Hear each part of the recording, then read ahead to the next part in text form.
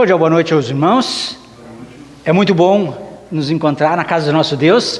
A você, querido irmão, querida irmã, que está em casa acompanhando o nosso momento de culto, que Deus abençoe você. Estamos no segundo domingo no Advento, esse momento de celebração, de preparação para o Natal. Nossos ornamentos, temos até o pinheirinho já preparado, com muito carinho pelo nosso pessoal.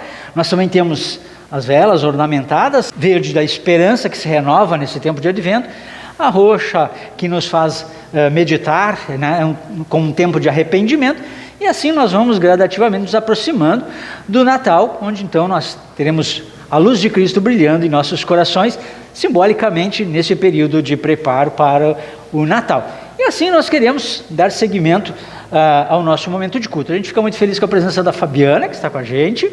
Deus abençoe você, Fabiana, aqui entre nós. As portas estão sempre abertas. Então, como disse, segundo domingo do Advento, queremos iniciar o nosso momento de culto cantando. Abri as portas e aclamai.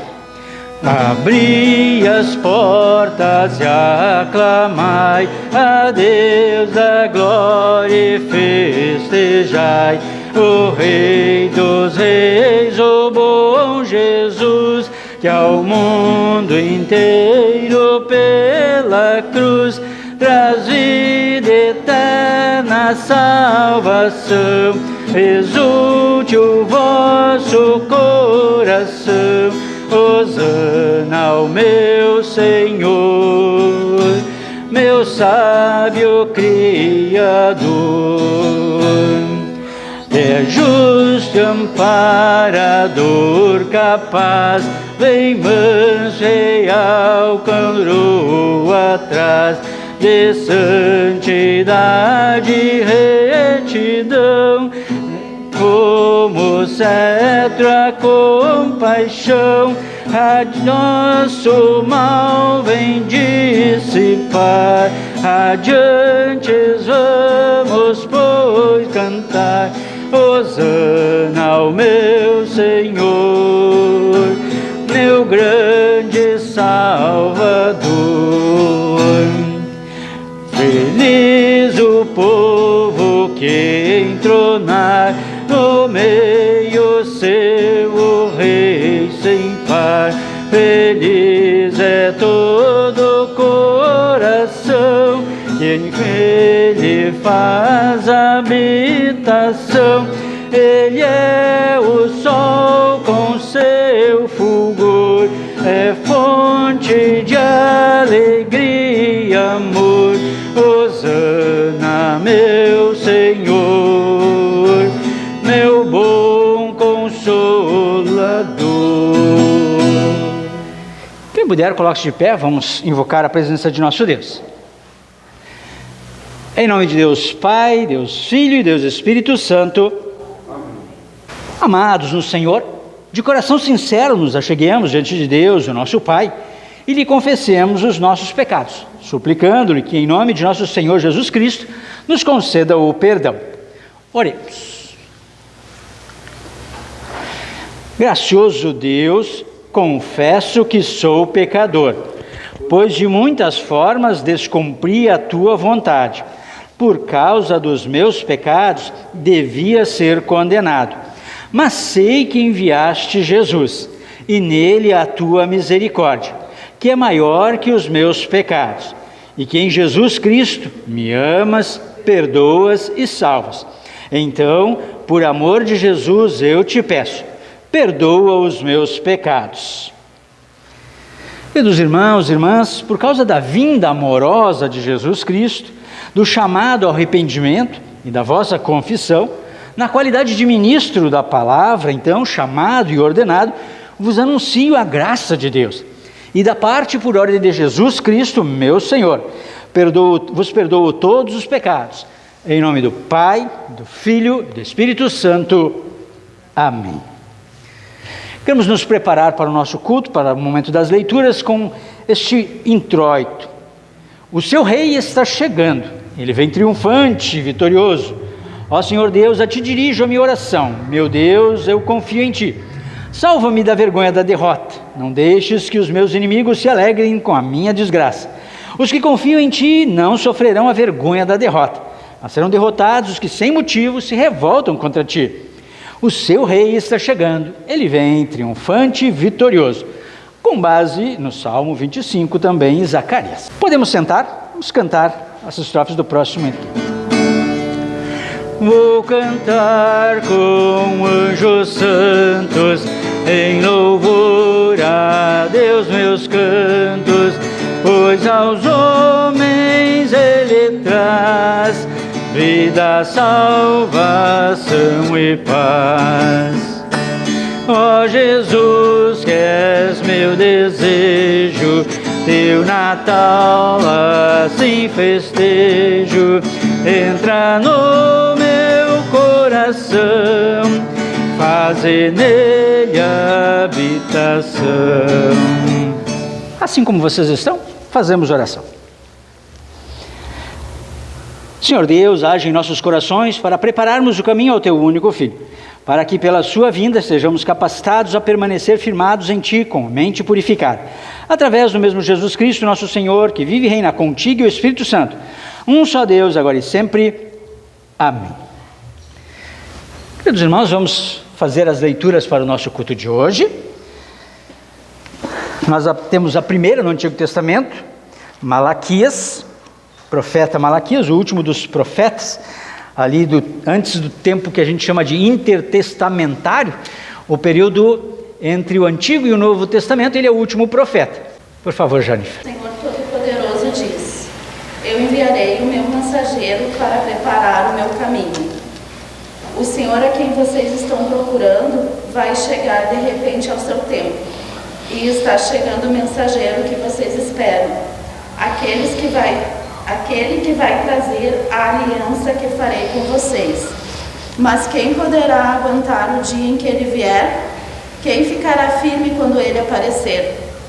Pois ele será como fogo para nos purificar, será como sabão para nos lavar. Ele se sentará para purificar os sacerdotes, os descendentes de Levi, como quem purifica e refina a prata e o ouro no fogo. Assim eles poderão oferecer a Deus os sacrifícios que ele exige. Então as ofertas trazidas pelo povo de Judá e pelos moradores de Jerusalém agradarão a Deus, como acontecia nos tempos passados. O Senhor Todo-Poderoso diz ao seu povo: eu virei julgá-los e darei sem demora o meu testemunho contra todos os que não me respeitam, isto é, os feiticeiros, os adúlteros, os que juram falso, os que exploram os trabalhadores e os que negam os direitos de viúvas, dos órfãos e dos estrangeiros que vivem com vocês. O Senhor diz: eu sou o Senhor e não mudo. É por isso que vocês, os descendentes de Jacó, não foram destruídos. Vocês são como os meus antepassados. Abandonam as minhas leis e não as cumprem. Voltem para mim e eu voltarei para vocês. Mas vocês perguntam: como é que vamos voltar? Obrigado, Janifer. Aqui nós temos uma parte da profecia de Malaquias que alerta o povo que o dia do Senhor há de acontecer e que a gente esteja preparado, né? Então, que nós possamos, neste tempo de advento, refletir sobre a vontade do Senhor e nos preparar para a sua vinda. Por favor, queremos acompanhar agora também a leitura do apóstolo Paulo aos Filipenses, capítulo 1, versículos 2 a 11. Por favor. Que a graça e a paz de Deus, o nosso Pai, e do Senhor Jesus Cristo estejam com vocês. Sempre que penso em vocês, eu agradeço ao meu Deus. E todas as vezes que oro em favor de vocês, oro com alegria, por causa da maneira como vocês me ajudaram no trabalho de anunciar o Evangelho, desde o primeiro dia até hoje.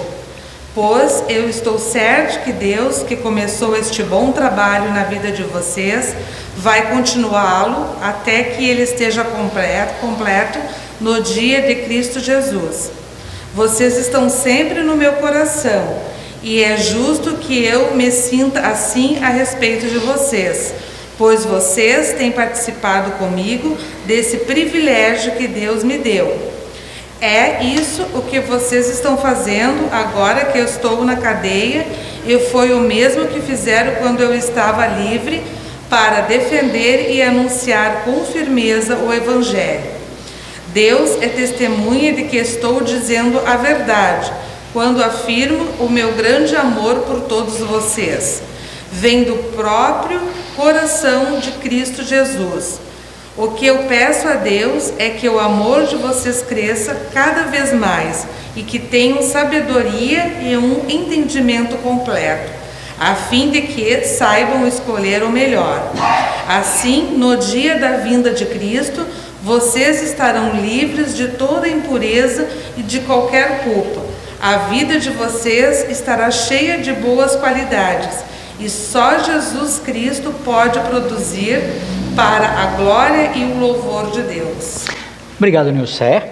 Aqui nós temos então a reflexão do apóstolo Paulo, nessa também chamada Carta da Alegria, apesar dele estar preso, como ele se refere aqui no texto, quando ele inicia a sua carta. Então ele está preso por causa da fé, mas mesmo assim ele anima e se alegra porque ele sabe que os demais cristãos estão firmes na fé. E ele então agradece a Deus por isso e pede que Deus continue mantendo o povo assim até o dia da vinda do Senhor Jesus. Nós queremos cantar mais um hino.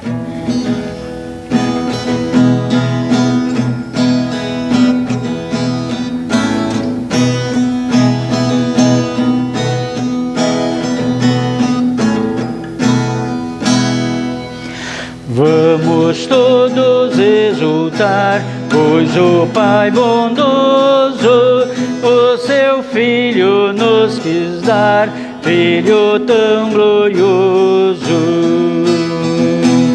Veio a nós no triste val, simples em pobreza, no seu reino celestial nos dará grandeza. Para nos enriquecer, ele se fez pobre. Quão profundo deve ser seu amor tão nobre.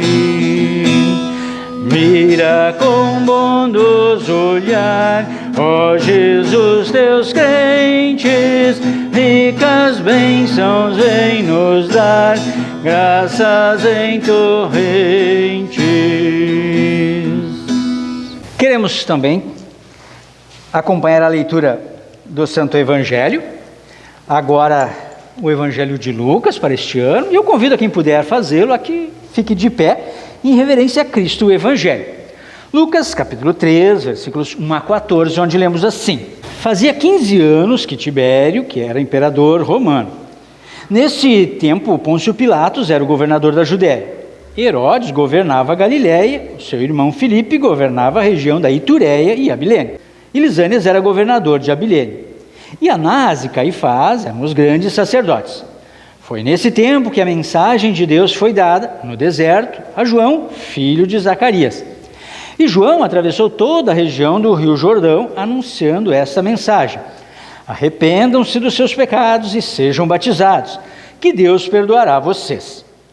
Isso aconteceu como o profeta Isaías tinha escrito no seu livro: alguém está gritando no deserto, preparem um caminho para o Senhor passar, abram estradas retas para ele.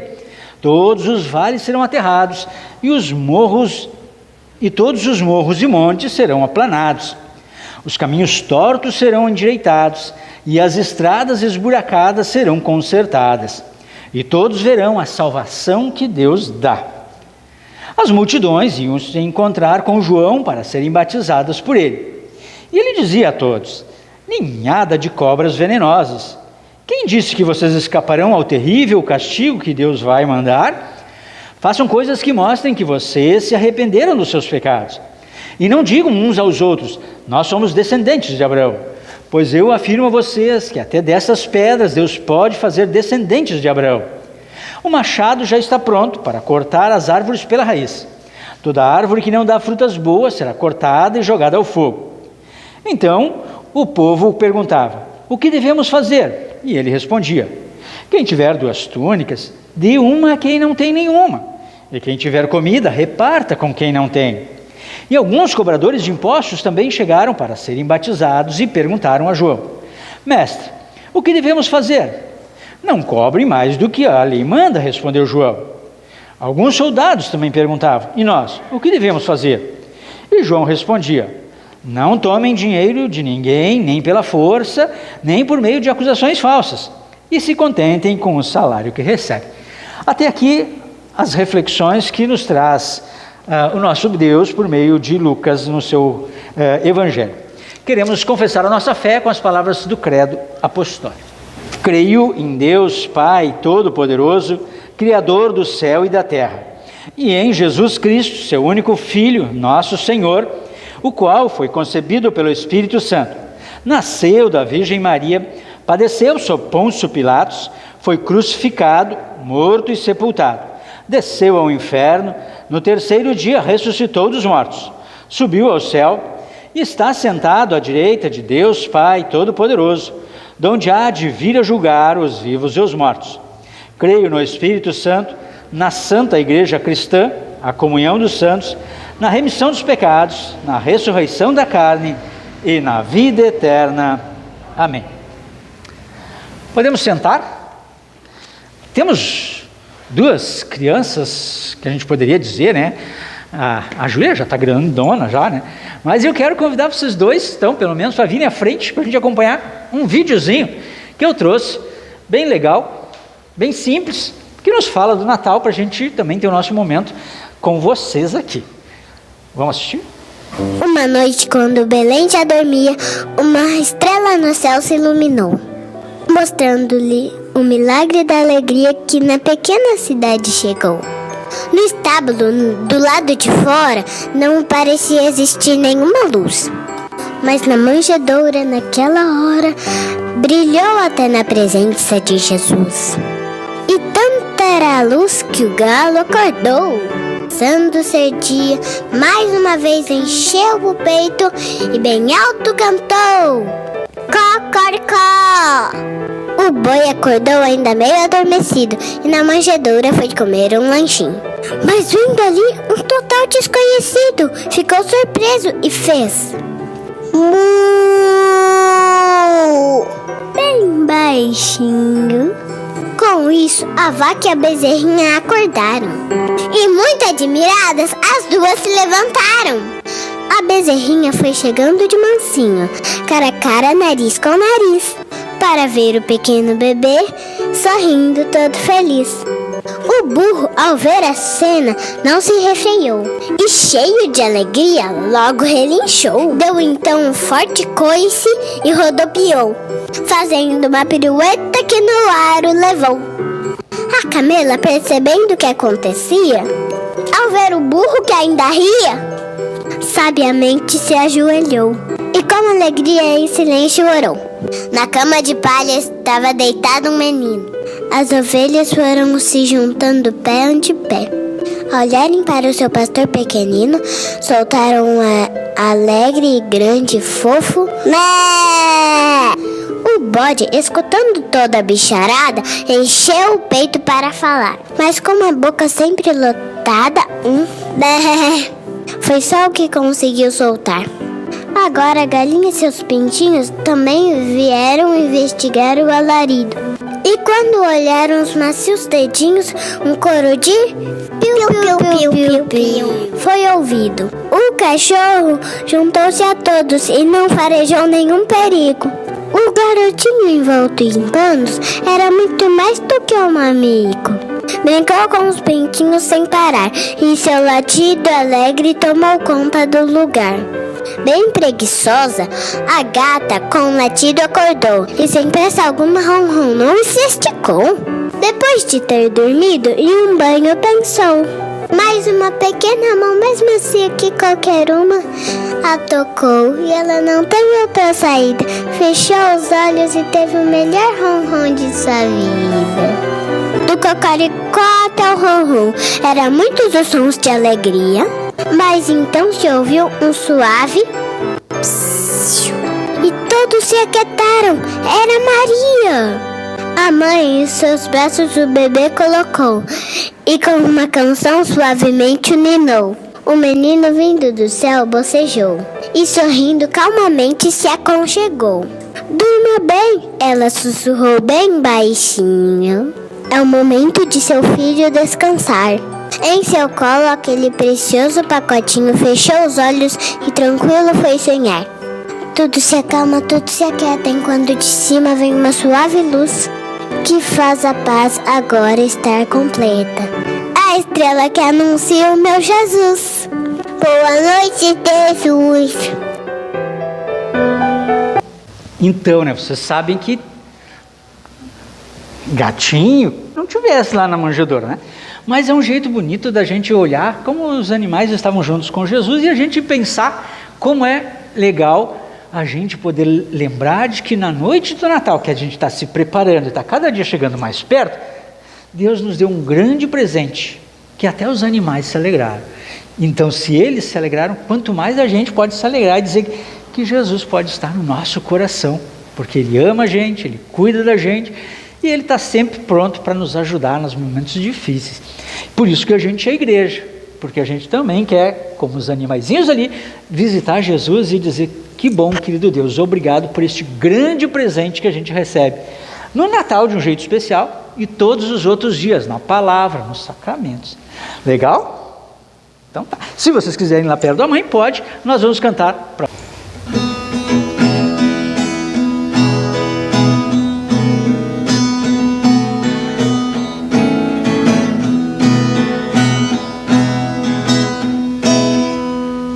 Oh, quão cego eu andei e perdido vaguei, longe, longe do meu Salvador.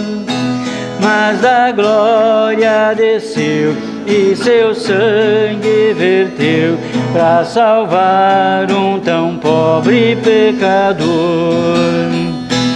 Foi na cruz, onde um dia eu vi meu pecado castigado em Jesus.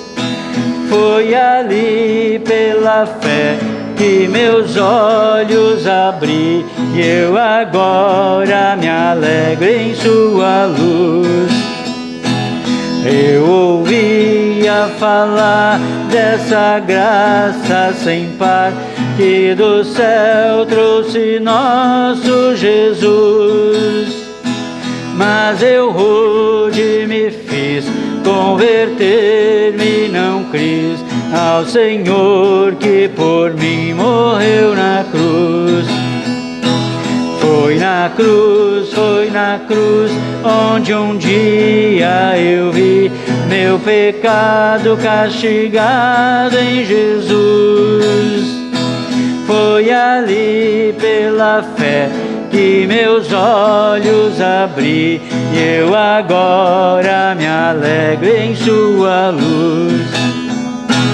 Mas um dia eu senti meus pecados e vi sobre mim o castigo da lei. Mas Jesus me buscou, no Evangelho eu criei, e refúgio seguro eu encontrei. Foi na cruz, onde um dia eu vi meu pecado castigado em Jesus. Foi ali pela fé que meus olhos abri, eu agora me alegro em sua luz.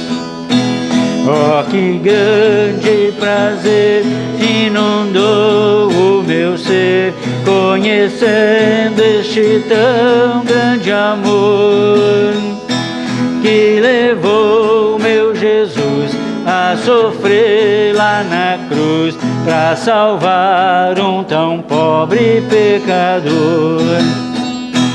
Foi na cruz, onde um dia eu vi meu pecado castigado em Jesus. Foi ali pela fé que meus olhos abri, eu agora me alegro em sua luz. Queridos irmãos e irmãs em Cristo, que nosso bondoso Deus, Pai, Filho e Espírito Santo, esteja conosco ao meditarmos em sua santa palavra, considerando este tema de olhos abertos para os novos acontecimentos. Como disse já na abertura do nosso momento de culto, nós estamos num novo ano eclesiástico, um novo ano da igreja, que começa sempre no primeiro final de semana de Advento, nos 40 dias que antecedem então o dia de Natal. Nós também temos neste novo ano eclesiástico um novo evangelho, que é o Evangelho de Lucas, que fizemos novamente a leitura no nosso culto agora há pouco. Com uma nova perspectiva que Lucas apresenta para nós quanto aos seus acontecimentos, que ele narra a respeito do centro do Evangelho, aquele que nós aguardamos no Natal. Lucas se coloca como o Evangelho dos incluídos, por isso, o teu e o meu Evangelho. O Evangelho que nos lembra que nós somos incluídos na presença de nosso Deus. Um mundo que nos exclui, que nos afasta, que nos divide, que nos separa, está longe de Deus. Mas Deus quer nos incluir para mostrar o seu grande amor para conosco. Então o Evangelho de Lucas é o Evangelho dos incluídos. E disso não fica nenhuma dúvida, também no conjunto dos demais textos que nós lemos hoje. Como também não há dúvida de que, por outro lado, muitos ficarão fora daquilo que chamamos de vida eterna, ou do dia do Senhor, que quando acontecer o grande advento do dia do Senhor, muitos ficarão fora. Malaquias, no texto do Antigo Testamento de hoje, nos faz entender com clareza sobre isso. Ele diz: quem ficará firme? Quem vai aguardar o dia do Senhor com fé, com perseverança? E ele lembra que o nosso Deus diz que ele virá julgá-los.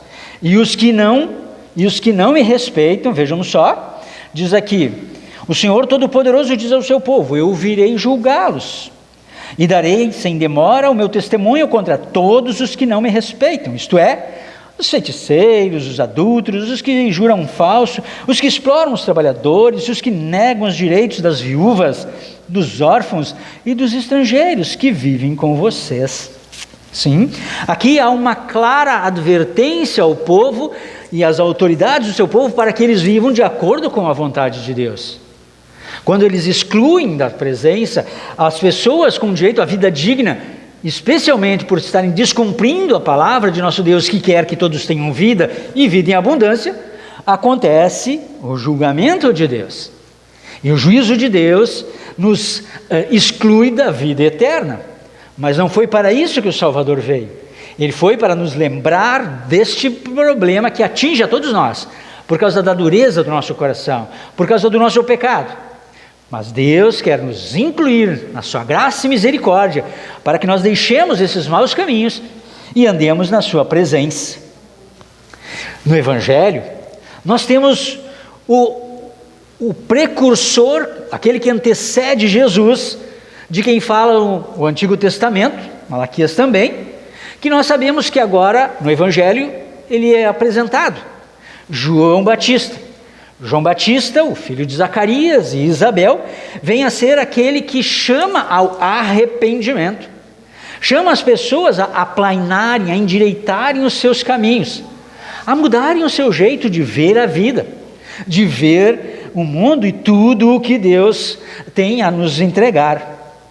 João, então, é aquele que chama ao arrependimento e assim inclui todos nós sob o pecado, e sobre o pecado também a ira de Deus, e sobre o pecado e a ira de Deus a condenação eterna.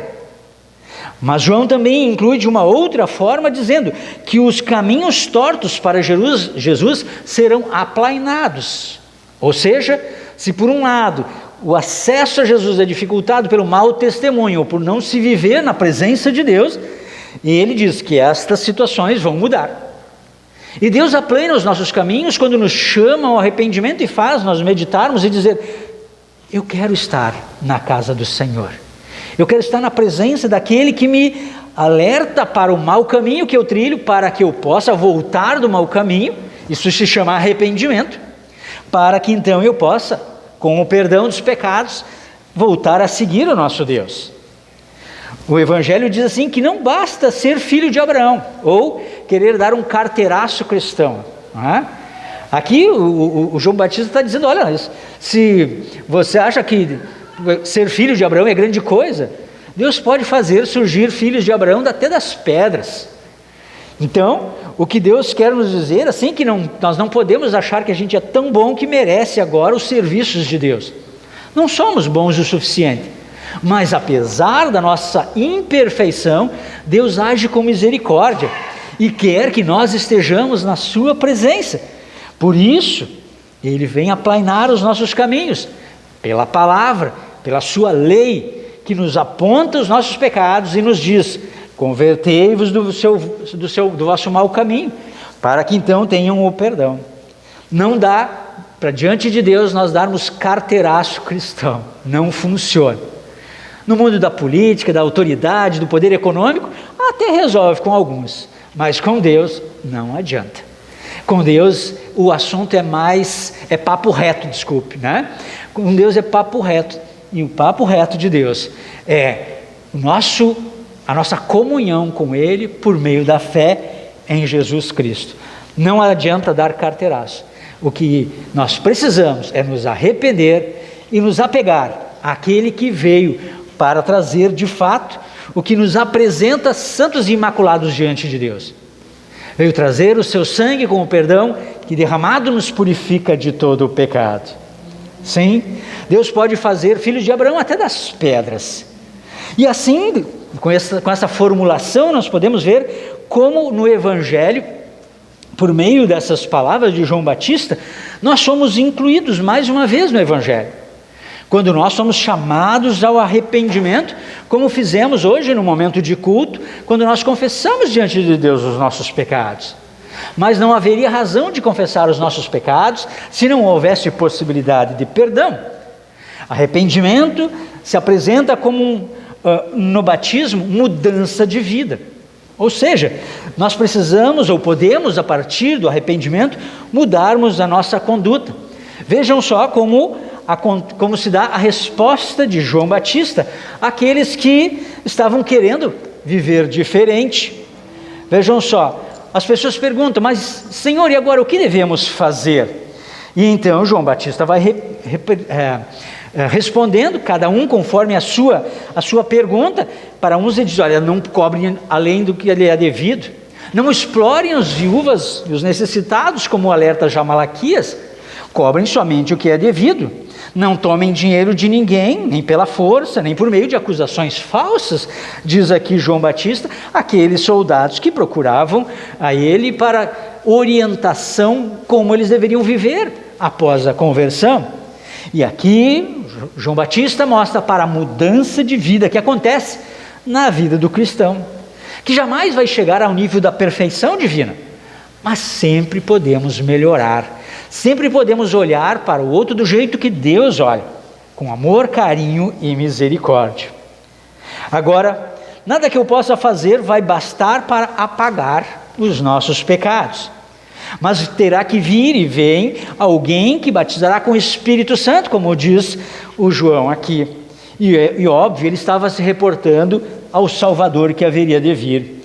E o Espírito Santo é que transforma esse nosso viver para, com uma vida de fé que Ele cria em nosso coração, vermos novos acontecimentos, ou vermos os acontecimentos numa nova perspectiva, não necessariamente de juízo, mas acima de tudo, de amor e graça.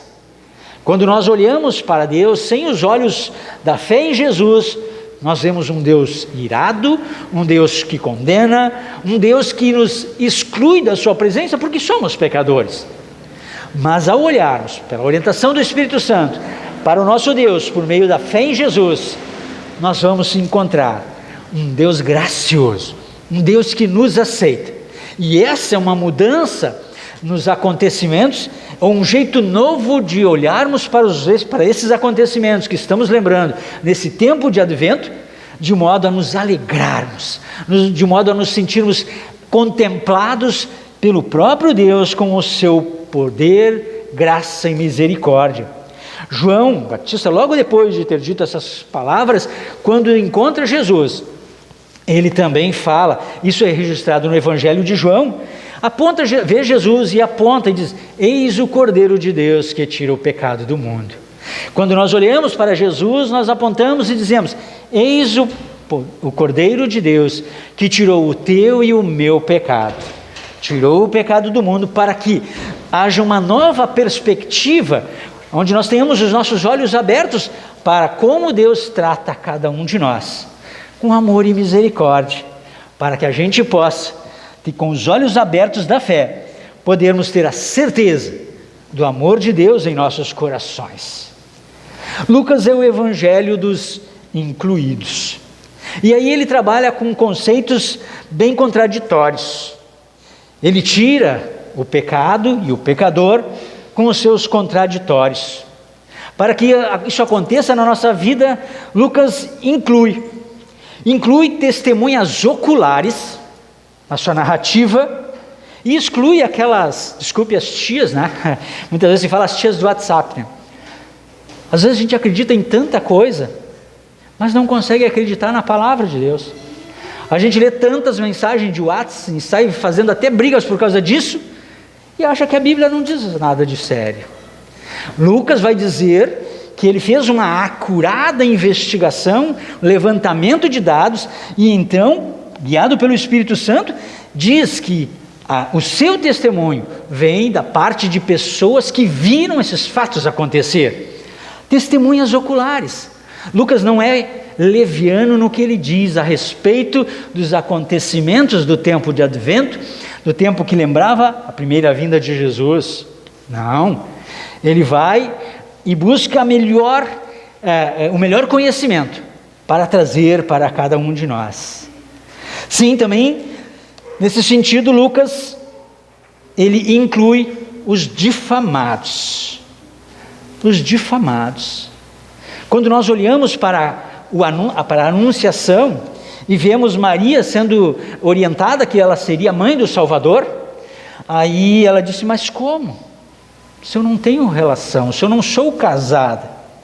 E aí algumas pessoas simplesmente olham para esse texto e dizem: ah, que isso?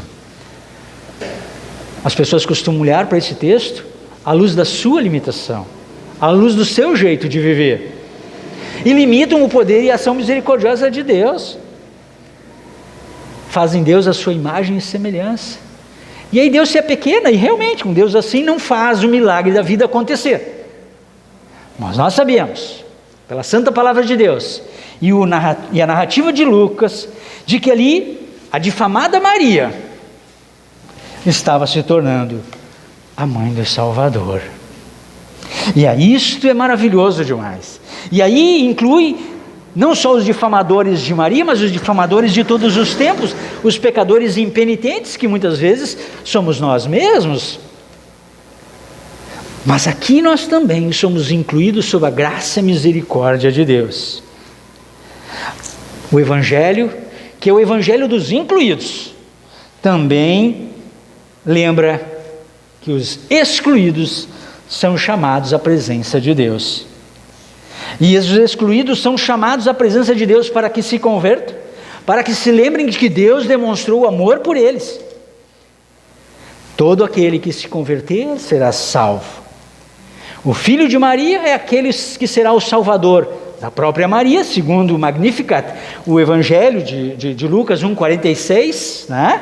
Quando ela diz que o filho que ela carrega no ventre é o seu salvador, é o salvador dela e o salvador de todos nós, pecadores, pois era essa a função que ele veio desenvolver entre nós. Para quê? Para que nós, então, arrependidos, lembremos quanto Deus quer mudar a nossa vida, quer nos fazer ficar com olhos abertos para estas narrativas, para estes acontecimentos do tempo narrado no Evangelho. Ele nos faz chegar até Jesus, o excluído na essência. Vocês se deram conta quanto Jesus é excluído? Começou nascendo lá numa manjedoura, porque não tinha lugar na pensão, na hospedaria. A gente encena isso no programa de Natal. Logo depois do nascimento, Jesus é excluído. Por quê? Porque ele é obrigado a fugir, porque um rei poderoso queria matá-lo. E hoje Jesus continua sendo excluído de muitos corações, de muitas pessoas. Isso é de causar tristeza tremenda, que ainda hoje Jesus é deixado de lado. Mas nós queremos sempre lembrar que Jesus, por meio do Evangelho, nos leva até Ele próprio, como prometido no Natal. Ele que veio no Natal, como prometido lá no Antigo Testamento, que vem a cada um de nós na sua palavra, nos santos sacramentos, e que virá no santo dia do Senhor, não mais na manjedoura de Belém, cercada pelos bichinhos que nós vimos no videozinho para as crianças, mas em poder e glória. Em poder e glória para nos salvar, para nos restabelecer, para nos incluir no seu amor, que não faz acepção de pessoas, mas que trata a todos iguais, ricos e pobres, todas as pessoas nas suas nacionalidades, na sua cor de pele, todos são incluídos no seu plano de salvação.